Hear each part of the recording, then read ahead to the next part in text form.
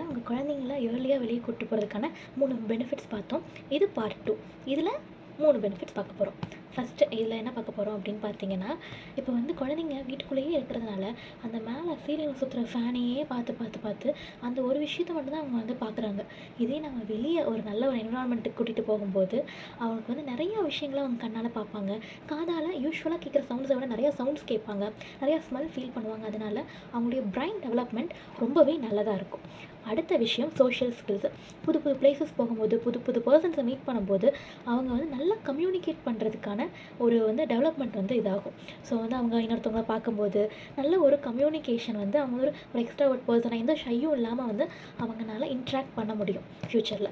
So வந்து அதுக்கு நம்ம இந்த சோஷியல் ஸ்கில்ஸ் வந்து நல்லாவே டெவலப் ஆகும் இந்த மாதிரியான அவுட்டிங்லாம் நம்ம கூட்டிகிட்டு போகும்போது.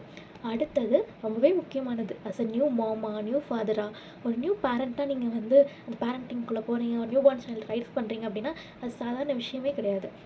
ஸோ வந்து நிறையா ஸ்லீப்லெஸ் நைட்ஸ், நிறைய விஷயங்கள் கோ த்ரூ பண்ணிகிட்ருப்போம். ஸோ அந்த மாதிரியான ஒரு ரொட்டீன்லேருந்து நம்ம விடுபட்டு எங்கேயாவது ஒரு நாள் வெளியே போய் டைம் ஸ்பெண்ட் பண்ணுறது வந்து நம்மளோட மென்டல் ஹெல்த்தையும் நம்ம ப்ரையாரிட்டைஸ் பண்ணுற மாதிரி இருக்குது. நம்ம குழந்தைக்கும் வந்து நம்ம ஒரு புது என்விரான்மெண்ட்டை காமிச்ச மாதிரி இருக்கும். அதனால் உங்களுடைய மென்டல் ஹெல்த்தை ஃபஸ்ட்டு ப்ரையாரிட்டைஸ் பண்ணுங்கள். இந்த மாதிரியான விஷயங்கள் நீங்கள் பண்ணும்போது உங்கள் குழந்தையோட டெவலப்மெண்ட் ரொம்பவே நல்லதாக இருக்கும். அதனால் உங்கள் குழந்தைய வெளியே கூட்டு போகணும்னு யோசிச்சுட்ருக்கீங்களா? ஃபஸ்ட்டு இதை பாருங்கள். டக்குன்னு உங்கள் குழந்தைய நல்ல ஒரு என்விரான்மெண்ட்டுக்கு கூட்டிகிட்டு போங்க.